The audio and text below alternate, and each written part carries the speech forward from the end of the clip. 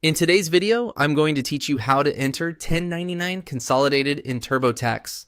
We'll be walking through the section of TurboTax where you can begin entering this type of tax information, and I'll keep it simple so you can follow along on your own screen without getting lost.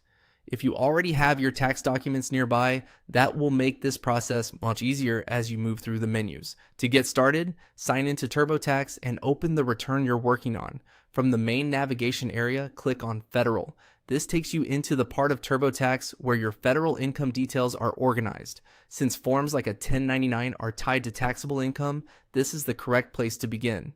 Once you're in the federal section, click on Income.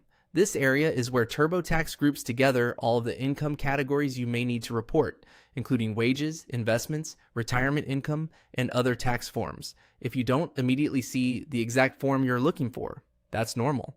TurboTax often places less frequently used entries inside expandable categories. Next, look for and click on Less Common Income. This section is especially helpful when the income or tax document you need to enter doesn't fall into the most obvious or commonly used category.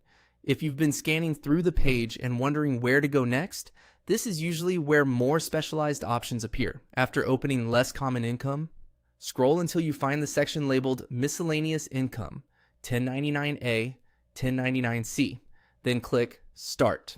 This opens the workflow for that category so you can begin entering the related details prompted by TurboTax.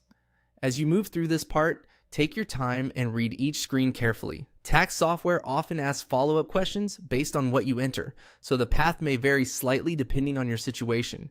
The important part is that you've now reached the correct starting point inside TurboTax for this income area. A quick tip before you continue: make sure the numbers you enter match your tax documents exactly, including decimals, payer information, and any boxes that apply. Even small mismatches can create confusion later when reviewing your return.